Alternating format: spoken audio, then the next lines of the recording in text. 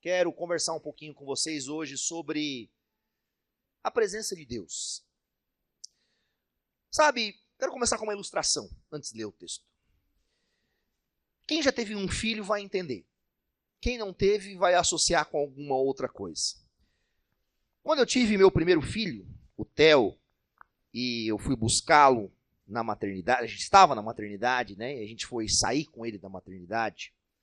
A impressão que eu tinha é que eu ia quebrar ele no caminho, né? Ou ia dar alguma coisa, algum problema naquele caminho, né? Eu e a Ana, marinheiros de primeira viagem, sozinhos lá.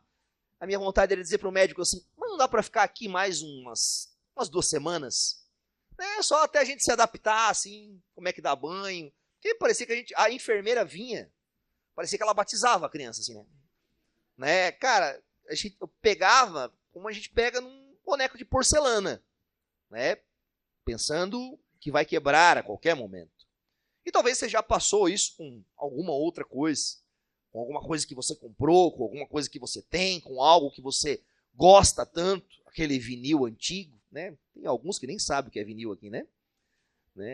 Algumas outras coisas que você guarda com aquele carinho. Eu fui agora, recentemente, para Joinville, e a gente estava lá na casa da minha avó, e ela veio com uma caixa de fotos, né? E ela colocou aquela caixa de fotos sobre a mesa, e ela foi tirando aquelas preciosidades daquelas fotos e mostrando. A minha avó, ela fala assim: esse aqui já morreu, esse aqui morreu disso, morreu daquilo. Dava até medo, né? Ela sabia, ela era quase agente funerária. Mas ela tinha um apreço pelas fotos. Sabe, não é a primeira vez que ela colocava aquilo na mesa com aquele cuidado, com aquele desejo, com aquele sentimento. E acredito que nós devemos ter talvez esse mesmo cuidado, muito mais, com o nosso Deus, com a presença de Deus entre nós, com o privilégio e a oportunidade de saber que Deus está entre nós, que Deus age em nós, que Deus fala conosco, que Deus se manifesta, que Deus se revela, que Deus, de alguma forma, transcende a sua glória, a sua majestade e se torna imanente, palpável, próximo, sensível a nós. Eu vou fazer uma ilustração com o Antigo Testamento, trabalhando um pouco essa teologia bíblica da presença de Deus no Antigo Testamento, para que a gente possa observar alguns parâmetros desse na nossa vida. Se aquele povo tinha uma forma de adorar o Senhor e de prestar culto ao Senhor, vou falar um pouco sobre a arca hoje aqui, nós também aprendemos com as imagens, com as simbologias do Antigo Testamento, que são parâmetros para nós, para a nossa vida hoje. Tenho falado um pouco sobre isso nesse último ano, no ano que passou, no ano anterior. Acredito que seja muito importante recuperarmos o conhecimento do Antigo Testamento. Sabe, o valor, a ética, a moralidade, mas acima de tudo, a adoração. A adoração. A adoração que esse povo teve, que Deus os ensinou, trazem para nós ensinos de como guardar, de como segurar em nossas mãos, óbvio, de forma figurada estou falando isso, aquilo que é tão precioso, Uma percepção que tenho em alguns momentos como pastor é que nós não seguramos isso como deveríamos. Que às vezes falta-nos um pouco de um desejo mais cuidadoso com aquele que está entre nós. 2 Samuel, capítulo 6, verso 1. A gente vai transicionar um pouco em 2 Samuel e o texto paralelo também em Crônicas, que vai falar um pouco da mesma passagem. Aliás, é importante você entender até um pouco isso.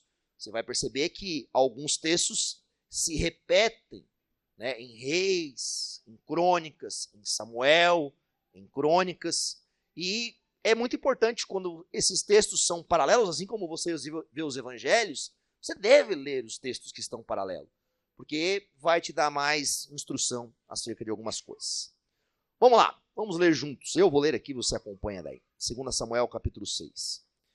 De novo, Davi reuniu os melhores guerreiros de Israel, 30.000 ao todo. Ele e todos os que o acompanhavam partiram para Baala, em Judá, para buscar a arca de Deus, a arca sobre a qual é invocado o nome do Senhor dos Exércitos, que tem o seu trono entre os querubins acima dela. Puseram a arca de Deus num carroção novo, e a levaram da casa de Abinadab, na colina de Uzá, e Aiô, filhos de Abinadab, conduziam um carroção com a arca de Deus. Aiô andava na frente dela. Davi e todos os israelitas iam cantando e dançando perante o Senhor, ao som de todo tipo de instrumentos, de pinho, harpas, liras, tamborins, chocalhos e símbolos. Quando chegaram à eira de Nacon, Uzá esticou o braço e segurou a arca de Deus, porque os bois haviam tropeçado. A ira do Senhor acendeu-se contra Uzá, por seu ato de irreverência. Por isso Deus o feriu, e ele morreu ali mesmo, ao lado da arca de Deus. Davi ficou contrariado, porque o Senhor, em sua ira, havia fulminado Uzá. Até hoje aquele lugar é chamado Pérez Uzá. Naquele dia, Davi teve medo do Senhor e se perguntou: como vou conseguir levar a arca do Senhor? Por isso ele desistiu de levar a arca do Senhor para a cidade de Davi. Em vez disso, levou-a para a casa de Obed-edom, de Gate. Até aí, verso 10. Vamos orar?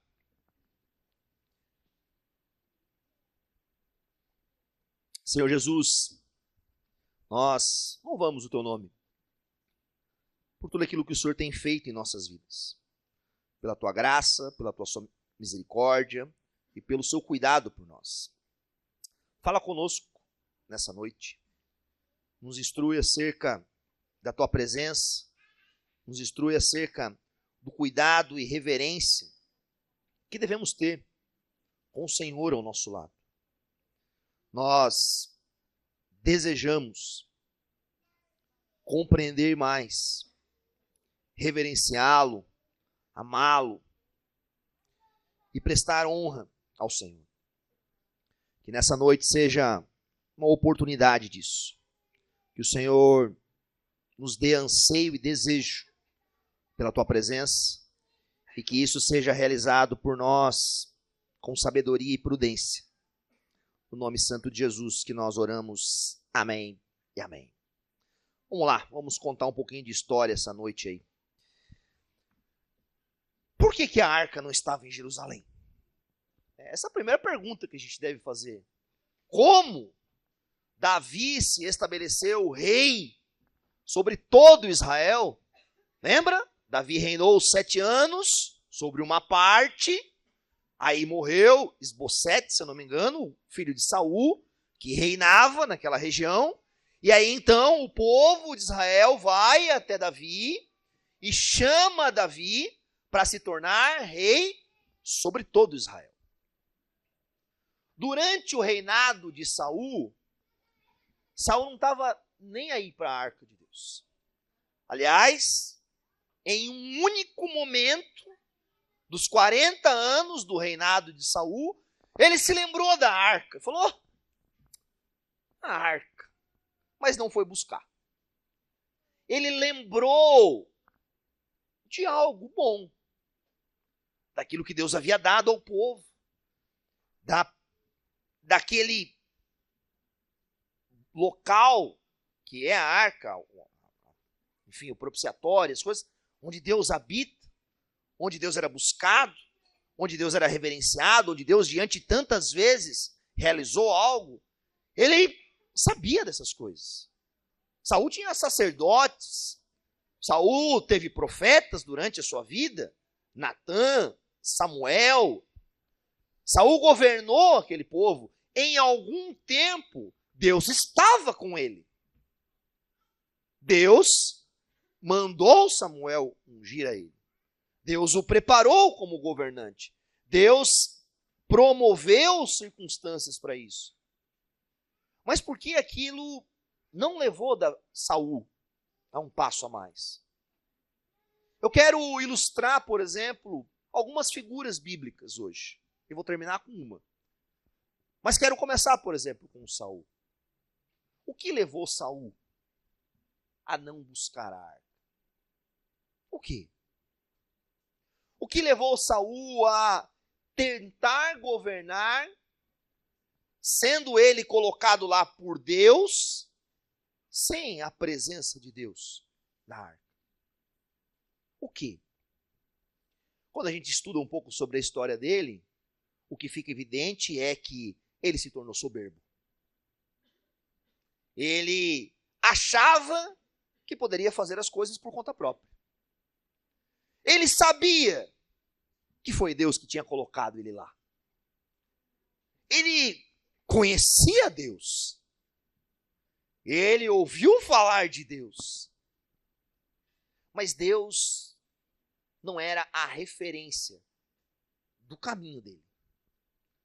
Não era o desejo da presença de Deus na vida dele. Ele queria as coisas dele. O reino dele, o governo dele, a autoridade dele. Ele desafiou o profeta mandou que fosse a guerra e ele matasse todos os inimigos, as coisas, e ele deixou as ovelhas vivas. O profeta ouviu. Que som é esse que eu estou escutando? Ele queria Deus, mas nas condições dele. Queria Deus, a presença de Deus, até onde ele poderia, presta atenção nisso, controlar Deus. Até onde nós tentamos controlar Deus? Eu vou repetir. Você tenta controlar Deus ou não? Você na sua vida questiona-se sobre o caminho, sobre decisões, sobre assuntos? O que você pensa sobre a presença de Deus nas suas decisões, no seu caminho, nos seus assuntos? Você, como Saul, o primeiro ilustrado aqui no nosso sermão, você coloca Deus à frente do seu caminho, ou você espera que Deus obedeça ao seu caminho?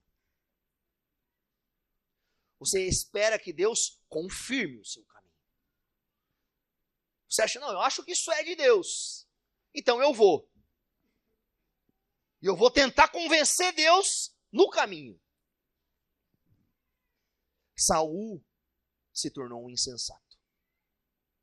Ninguém convence a Deus. Amém? Deus não é convencido pelo nosso plano. Ele quer convencer o nosso plano. Saul tentou convencer o povo, convencer as pessoas de que Deus estava com ele. Mas já fazia tempo que Deus não estava mais com ele. Muito tempo. Ao ponto dele enlouquecer em alguns momentos. Querer matar Davi. Um pouco antes de Saul, nós temos o profeta Eli. Um dos últimos juízes. Após dele ali você tem Samuel. E aí encerra-se e começam os reis. Eli era o último dos juízes que tinha a presença da arca de Deus na sua casa. Ministrava. As pessoas buscavam Eli. As pessoas iam até ele. O texto nos fala que ele tinha 2 filhos, Hofni e Finéias. Talvez você já ouviu falando aqui.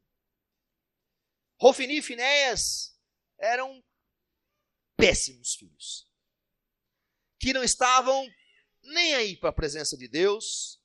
As pessoas traziam as ofertas, o sacrifício, e eles iam lá e tiravam a picanha, provavelmente. A melhor parte. Não deixavam ali cozinhar, comiam. A Bíblia nos fala que eles se relacionavam com algumas mulheres que serviam no tabernáculo, no pátio do tabernáculo.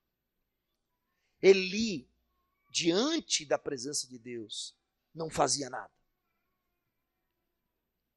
Sabia do erro, do equívoco, da responsabilidade que ele tinha sobre a sua casa. E era passivo. Do tipo assim, não posso fazer nada. Não tenho força sobre isso. Presta atenção em Eli. Eli tinha responsabilidade. Ele foi colocado por Deus naquela posição. De sacerdote, de um juiz, de pai. Pais têm responsabilidade. Dada por quem? Pela certidão de nascimento? Não. Pelo Rei da Glória. Pelo aquele que permitiu que nós fôssemos pai. Eli é um exemplo de um pai que queria ser pai sem seguir a presença de Deus. Sem obedecer a Deus. Sem confrontar os seus filhos, porque a responsabilidade que ele tinha, a autoridade, era dele. Ao ponto que Israel entrou em guerra, os filisteus atacaram Israel, e os filhos de Eli pensaram o quê? Vamos levar a arca. Vamos levar a arca no meio da batalha, e quase um amuleto. A presença de Deus se tornou um amuleto para eles. Carregavam como alguns irmãos hoje carregam, sei lá, um lenço ungido, uma rosa, uma flor, um crucifixo, qualquer outra coisa. Carregavam aquela arca, não mais como um amor pela presença de Deus, mas tipo assim, Deus está aqui nesse negócio. E se nós, então, levar ele junto, vai resolver. O que aconteceu? Eles morreram na guerra. Eles morreram. Deus matou Hofni e Finéias. Eles morreram, o soldado volta, vai falar com Eli, e aí conta a história, o velho cai da cadeira, morre, a sua nora entra em trabalho de parto, e as palavras que ela dá é o nome do filho, que é Icabode. E a glória se foi. Olha a narrativa familiar, a realidade da situação. Aí a arca foi levada pelos filisteus, e aí você vai lendo lá. E os filisteus, então, botam a arca lá dentro do templo de Dagon. Lembra? A estátua de Dagon cai, quebra os braços, quebra o pescoço, e aí começa a ter tumores e coisas na cidade dos filisteus. Eles mandam a arca embora. Falam, cara, a gente não quer isso aqui. A arca chega numa cidade israelita, alguns israelitas vão lá abrir a tampa da arca, morrem, 70 israelitas morrem. Por quê? Porque para alguns a presença de Deus era um amuleto, para outros era uma curiosidade. Como será que é? O que tem aqui? Quantas pessoas eu vejo chegar na igreja curiosas da presença de Deus? O que estão falando? O que eles pregam? Olha como eles cantam. Algumas olham para a reunião do povo de Deus como um amuleto. Eu preciso ir lá domingo para garantir a minha semana. Eu preciso ir lá para o restante da minha vida ser bom. Ser legal. Eu vi minha mãe fazer isso. Eu vi meu pai Eli fazer isso. Agora eu vou fazer quase igual. Porque, na minha percepção, a presença de Deus faz bem. É quase um jogo de sorte. Se eu ter, é como um coringa nas minhas mãos. Presta atenção em algo. Está compreendendo como algumas pessoas olhavam a presença de Deus? Um amuleto, um jogo de sorte. Se eu tiver, vai dar certo. Vai dar bom. A presença de Deus, através da arca, da aliança, feriu os próprios israelitas curiosos. Curiosos em querer questionar e saber o que não era para eles. Não podia olhar lá dentro. Aquilo ali não era para eles. E eles morreram. Quanta gente morre na fé porque não entende a presença de Deus e quem Deus é. E chega em situações teológicas e bíblicas que são mistérios para nós. Que nós não conseguimos, talvez, explicar com tanta clareza. Mas que somos chamados a crer, e a confiar e a obedecer. Mas por a gente não conseguir olhar lá dentro, a gente diz, isso não é para mim. Se nós pudéssemos olhar algumas coisas, talvez nós seríamos fulminados, como foi aqueles homens. Logo em seguida, a arca então vai parar aonde? Na casa de Abinadab, que é o do texto. Olha que legal, chegamos no texto agora. Abinadab. A arca ficou na casa dele. Se você ler Crônicas, vai nos narrar quanto tempo. 20 anos na casa dele. 20 anos na casa de Abinadab.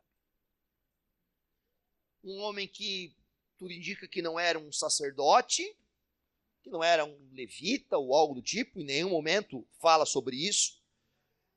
Aconteceu que a providência divina permitiu que aquele homem recebesse a arca na casa dele. Ele tinha 2 filhos, os 2 que estavam aqui carregando a arca, e um deles morreu. E Davi subiu ao trono. Nós lemos o capítulo 7, um trecho da oração de Davi, hoje, no início do culto, onde está agradecendo por isso. No mesmo momento que Davi sobe ao trono, ele tem uma percepção. Ele fala, cara, eu preciso trazer para dentro de Jerusalém a arca de Deus. Com certeza ele tinha acesso ao Pentateuco. Ele se agrupou com pessoas que tinham a mesma fé que ele, a mesma convicção que ele, os mesmos desígnios que ele. E o texto nos fala que Davi reuniu milhares de pessoas. Uma das coisas que a gente deve entender, no primeiro ponto, acerca da presença de Deus. Por mais que exista um privilégio, uma bondade, uma dádiva de Deus para nós, individualmente, Deus quer reunir o seu povo diante da sua presença.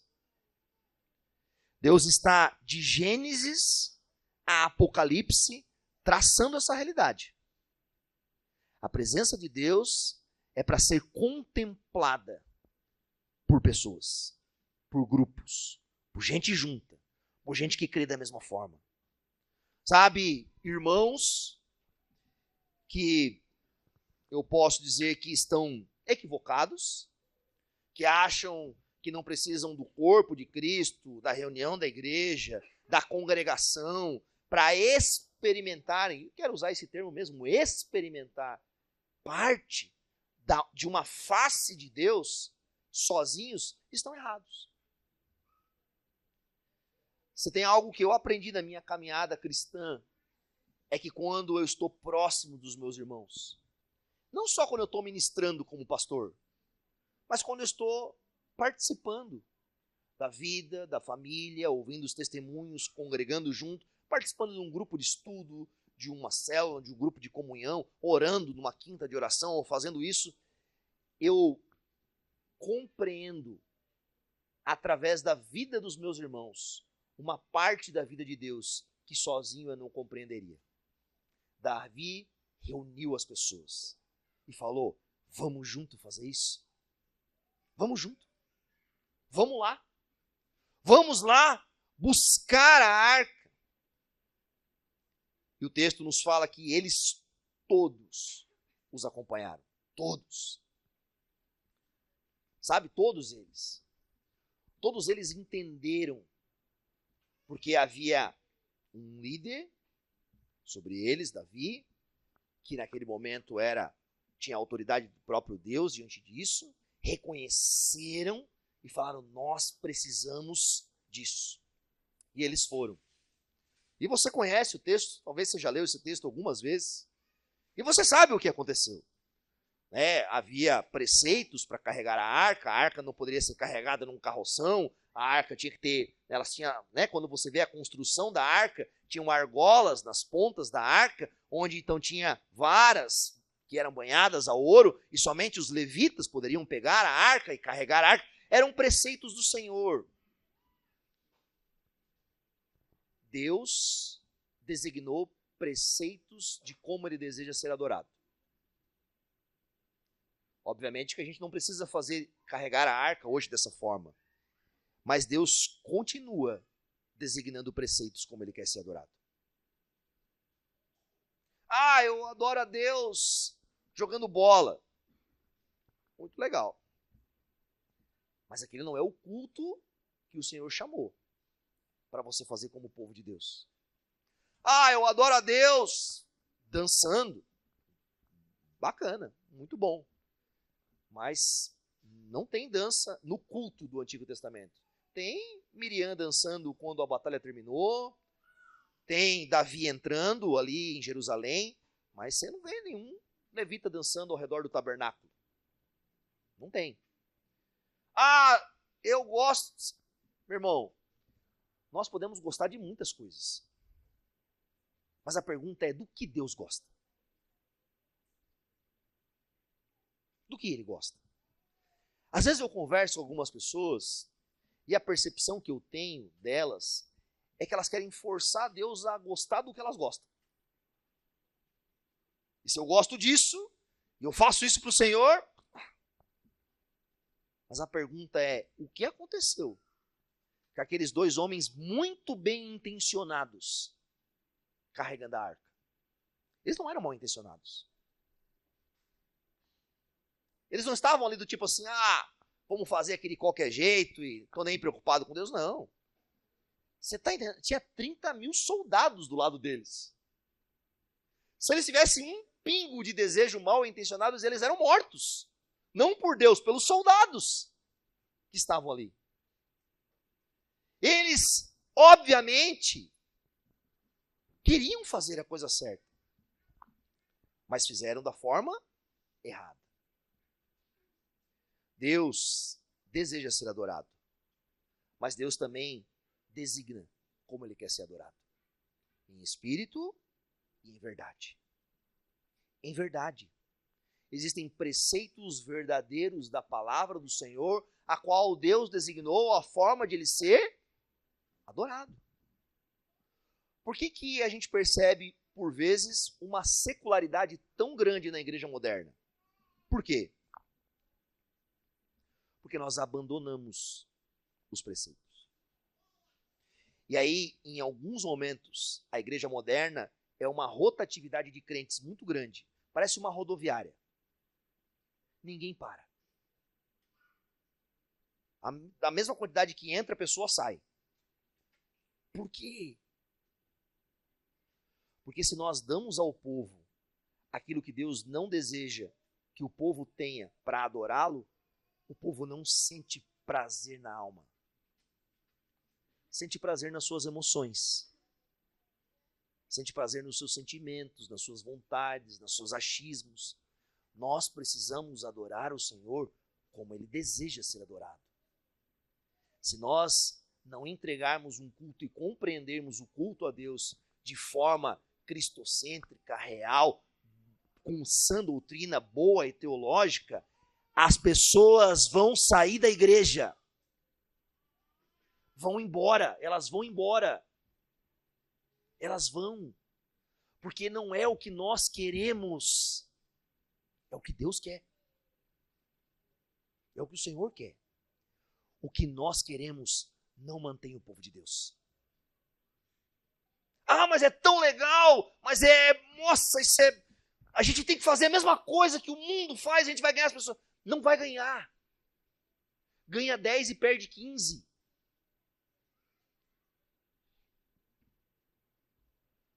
É fermento. Você entende? É fermento.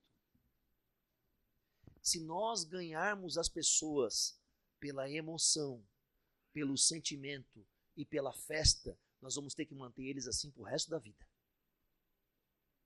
Aí o ano que vem a gente vai fazer outra festa, a gente vai fazer um evento maior, a gente vai fazer uma coisa maior, porque a gente precisa manter as pessoas na suposta presença de Deus. Não faz de conta que nunca entrega o que promete. É muito bom. Apesar que eu estou ficando velho, eu já não gosto mais muito de festa. Não sei se é só comigo isso. Mas a gente não mantém as pessoas com a suposta presença de Deus. A gente, com todo amor, se nós queremos carregar de forma errada a presença de Deus, alguns irmãos no nosso meio vão morrer, como Uzá e Aiô. Davi depois entendeu, eu fiz errado. Eu não deveria ter carregado assim. Imagina o sentimento de Davi. Ele era o líder. Ele tinha responsabilidades. Ele chamou o povo. Ele ficou frustrado. No primeiro momento, ele se questionou com Deus. Perguntou a Deus: como vou conseguir levar a arca do Senhor? Mas é uma pergunta boa. Como você tem carregado a presença do Senhor na sua vida? Pergunta para nós refletirmos. Como você vive o seu dia na perspectiva teológica, neotestamentária, que a presença de Deus habita em você? Você tem o carregado num carroção, de qualquer jeito, de qualquer forma? Você, como talvez esses dois homens aqui, até é bem intencionado, mas não o carrega em verdade. Está muito mais preocupado com o emocionalismo, com o misticismo, do que com quem Deus é. Quem Deus é para você? Sabe, se os seus filhos lhe perguntassem, se o seu irmão lhe perguntasse, se o seu pai lhe perguntasse, quem Deus é?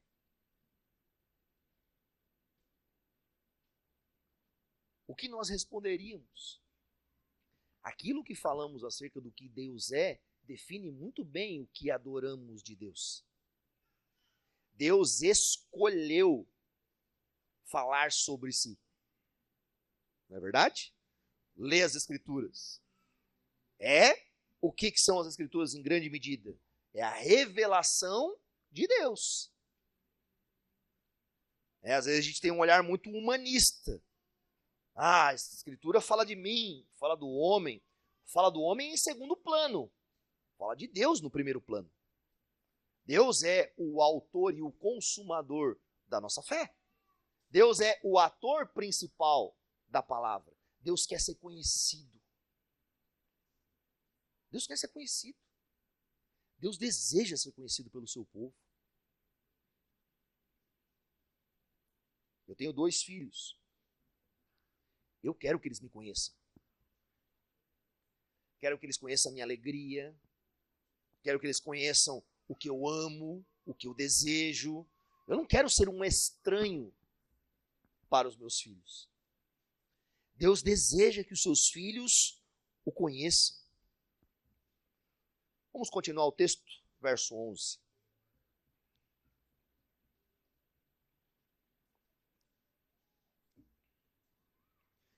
A arca do Senhor, verso 10. Por isso ele desistiu de levar a arca do Senhor para a cidade de Davi. Em vez disso, levou-a para a casa de Obed-edom, de Gate. Gate. Quem era de Gate? Golias. Olha que legal. Né? Quem era Golias? O inimigo de Davi. O deixou na casa de um cara que era da mesma cidade de Golias. Deixou lá. Obed-edom. A arca do Senhor ficou na casa dele por 3 meses. E o Senhor o abençoou.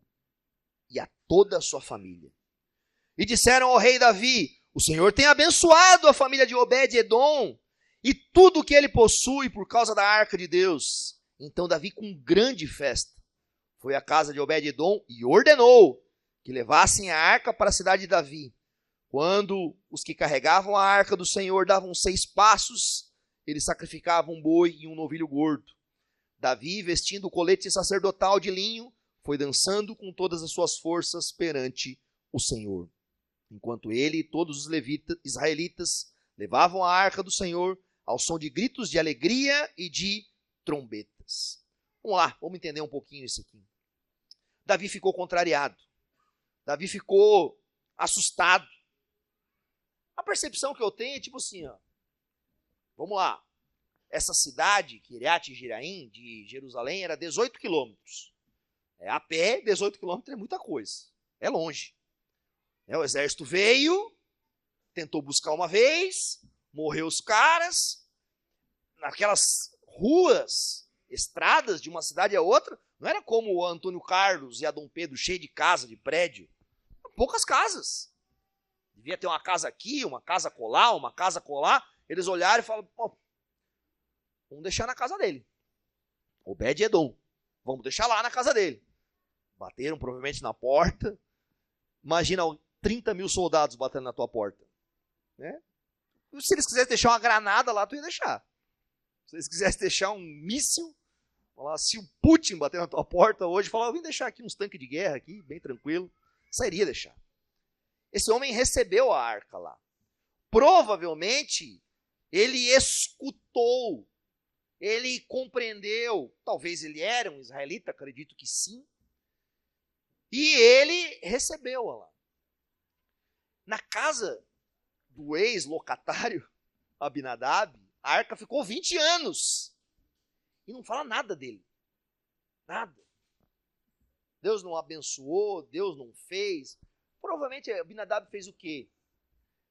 Eu sou crente e eu vou deixar Deus aqui nesse cantinho da minha vida. Está aqui. Está aqui. Deus está aqui. Está aqui num cantinho. Mas está aqui. A metade ou um grande percentual dos crentes vive uma vida cristã assim. Deus faz parte de uma parte da sua vida. Deus faz parte de uma parte da sua vida. Está lá na sua casa. Guardado naquele cantinho. Por alguns 20 anos. Esse foi Abinadab. Quando entra na casa de Obed-edom, o texto nos fala que em 3 meses, Deus o abençoou. E eles foram contar para Davi. Fala: Davi, você não sabe o que aconteceu.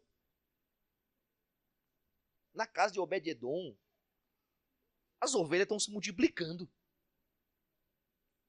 Tem alguma coisa acontecendo na casa dele. E aí Davi vai fazer o quê? Davi vai lá buscar a arca. Davi, então, ao buscar a arca, agora faz as coisas da forma certa. 1 Crônicas, capítulo 15, verso 13, diz: pelo fato de vocês não terem carregado a arca na primeira vez, da forma correta, a ira do Senhor, o nosso Deus, causou destruição em nós. Nós não tínhamos consultado sobre como proceder.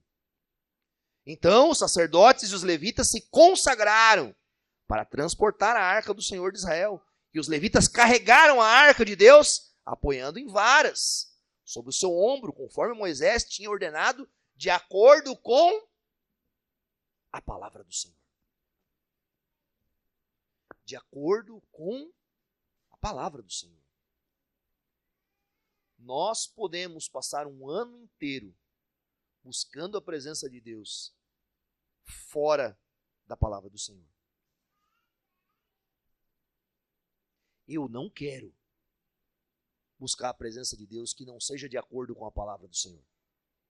Eu tenho medo. Sabe, esse episódio que Deus está nos ensinando por meio da palavra deve nos gerar temor. Deve nos gerar reverência. A percepção, por vezes, que eu tenho como pastor é de que as pessoas ouvem a palavra de Deus, congregam, cultuam, são parte de um corpo, de uma igreja de Cristo, como se estivesse andando numa carroça. Como se estivesse vivendo a vida de qualquer jeito. A mesma coisa que eu faço lá na minha torcida do Cruzeiro, eu faço aqui. Meus irmãos, nós estamos lidando com o eterno. Nós estamos falando com os nossos lábios sobre coisas que os anjos agora estão adorando ao Senhor eternamente. Nós proferimos palavras nesse ambiente que não é nada santo, não tem nada demais nessas paredes, não tem nada aqui nesse palco, não tem nada de místico aqui. Mas tem na nossa forma de adorar. Tem na nossa forma de falar sobre o Senhor. Tem na nossa forma de confessar nossos pecados. Na nossa forma de entregar nosso coração, nossa adoração. A gente não percebe que ao mesmo tempo que nós, como seres humanos, ainda nesse processo de santificação, estamos adorando o Senhor da mesma forma que os seres celestiais estão adorando. Mas será que estamos da mesma forma? Será que temos o mesmo coração, o mesmo intelecto, o mesmo entendimento? O que aconteceu com Obed-Edom? Eu fico me perguntando muitas vezes, porque o texto não fala muita coisa. Mas o que aconteceu com ele? Primeira coisa, para ser muito claro, Deus quis o abençoar. Deus quis. Deus, na sua providência, no seu controle, desejou fazer daquele homem um exemplo. Mas ele, em sua responsabilidade humana, abraçou essas verdades. Abraçou-as. É interessante que, quando Davi vai buscar a arca, na segunda vez, na casa de Obed-Edom, o que Obed-Edom fez? O que ele fez?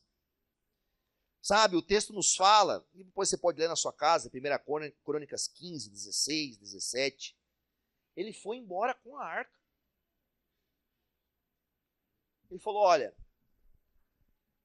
durante um tempo, eu tive o privilégio e a oportunidade de conhecer ao Senhor.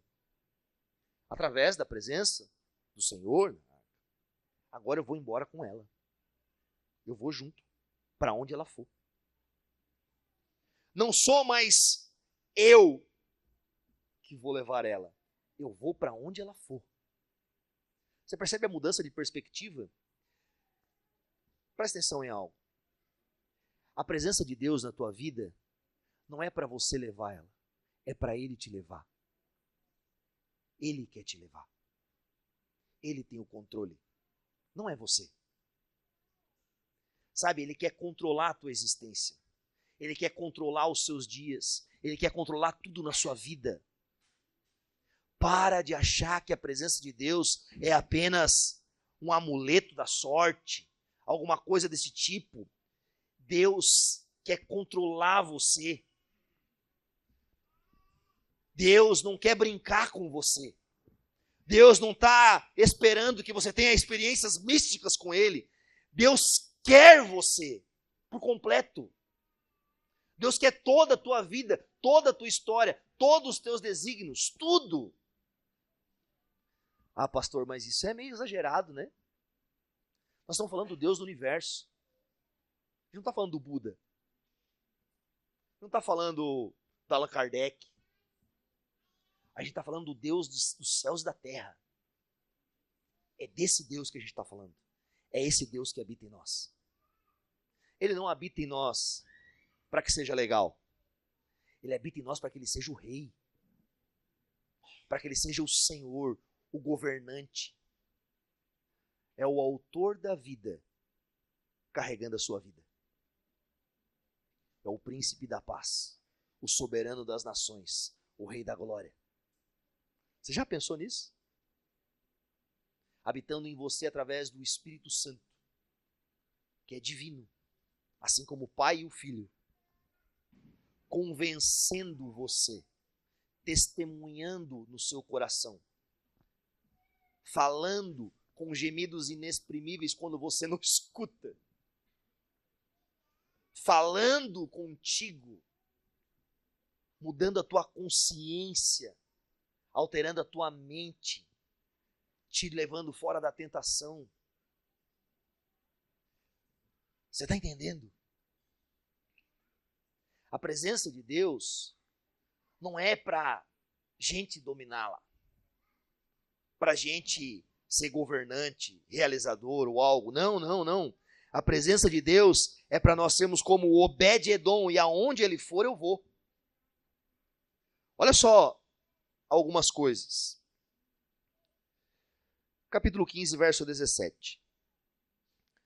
Assim os levitas escolheram Emã, filho de Joel, Asaf, e aqui vai uma lista de nomes. E lá no finalzinho do verso 18, Obed-Edom, Igiel, os porteiros. Onde ele estava? Porteiro. Já estava lá. Verso 19, os músicos, Emã, Asaf, Etam, e aí vai uma lista. No verso 21, quem está lá? Obed-Edom, Jeiel, Azazias, deviam tocar as harpas. Ele aprendeu a tocar harpa. Precisa tocar harpa para ficar mais perto? Eu vou tocar harpa. Não tem ninguém para cuidar da portaria? Eu vou cuidar. Não estou falando da portaria da nossa igreja, nem estou falando sobre isso. Não faz esse paralelo. Não tem ninguém para ficar ali no tabernáculo. Lá é mais perto do Senhor, eu vou ficar lá. Eu vou ficar lá. Verso 24. Os sacerdotes, Sabanias, Josaf, Natael, outros nomes, deviam tocar as cornetas diante da onde? Da arca de Deus. Quem estava lá? Obed-Edom. O cara era multifunção. Olha, ele é quase o Pablo Marçal. Brincadeira. Não podia perder a piada. Saiu agora, tá? Tinha nem esboço. Mas aonde ele podia estar mais perto, vivenciando, ele estava. Sabe, você não vê ele reclamando? Verso 4, capítulo 16. Davi nomeou alguns levitas para ministrarem diante da arca do Senhor, fazendo petições, dando graça, louvando ao Senhor. E quem está lá? Obed-Edom. Obed-Edom. Obed significa servo.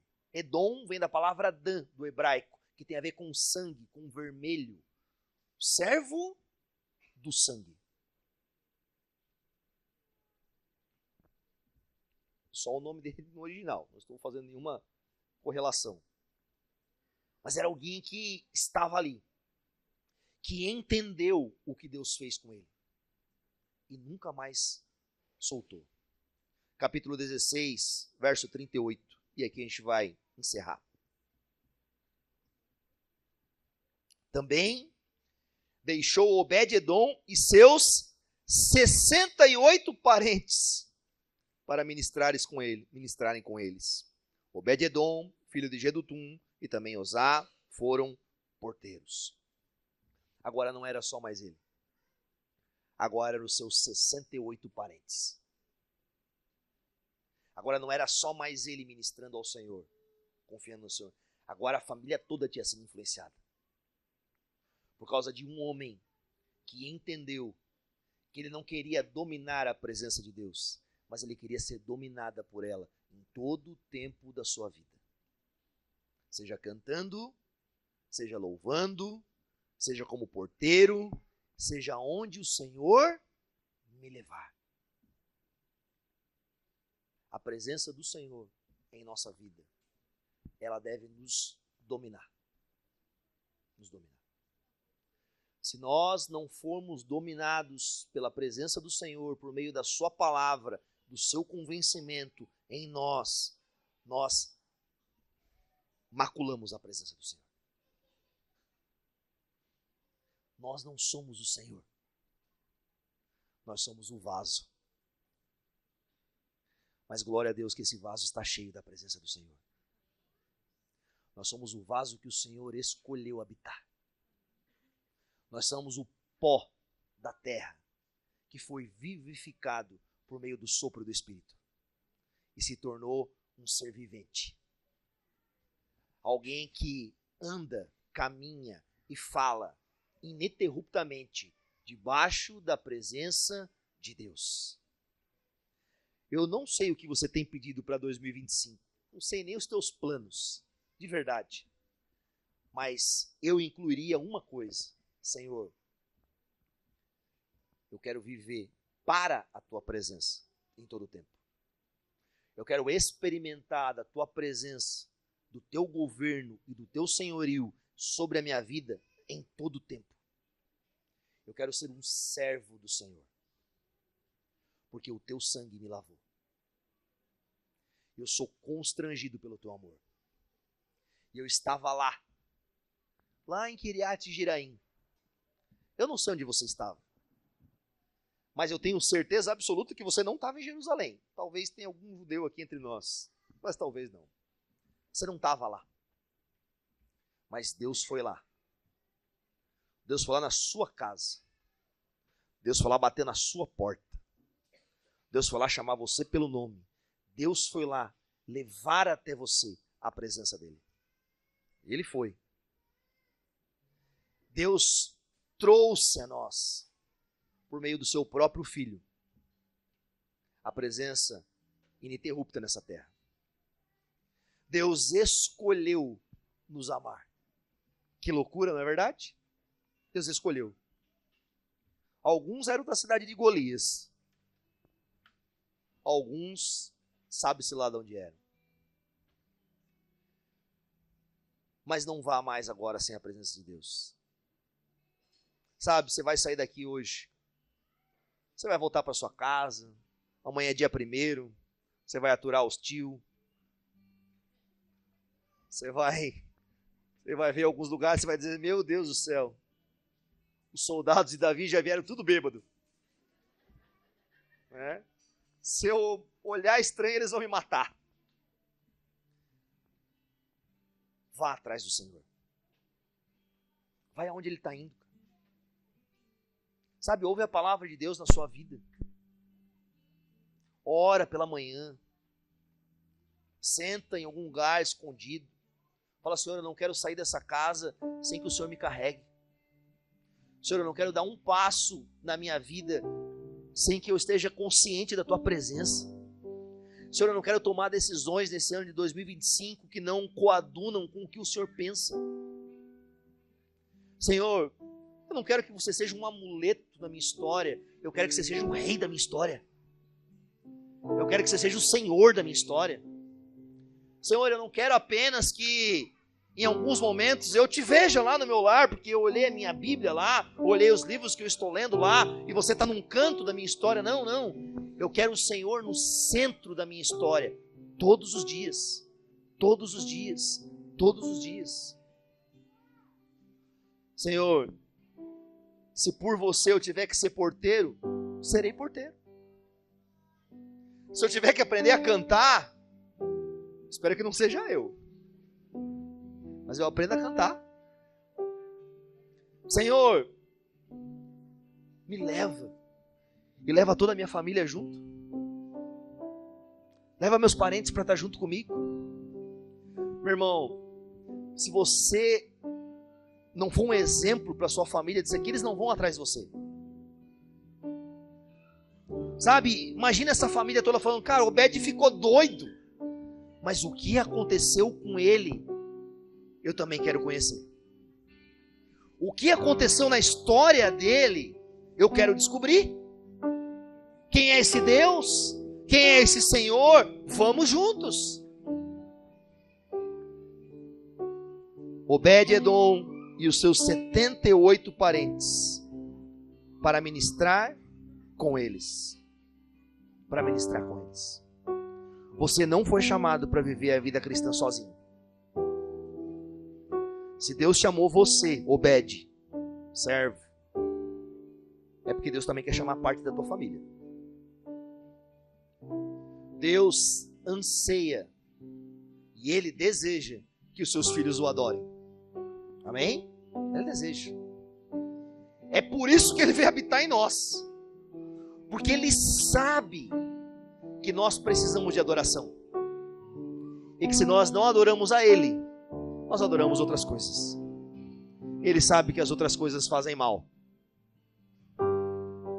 Você foi chamado por Deus para adorá-lo, para amar Ele e para reverenciá-lo por toda a sua vida. Fica de pé no seu lugar. Já tem até uma contagem aqui. Eu queria pregar mais uns 20 minutos. Brincadeira. Feche teus olhos no seu lugar. Santo Deus, nós não queremos carregar o Senhor, nós queremos ser carregados pelo Senhor. Nós não queremos apenas olhar para a Tua presença como uma parte da nossa história. Nós queremos que a nossa história seja imersa no Senhor. Nos ajuda, Deus, a nesse ano de 2025 sermos conduzidos pela Tua presença. Fala aos nossos corações e nos ajuda para a Tua honra e para a Tua glória, no nome santo de Jesus. Amém e amém.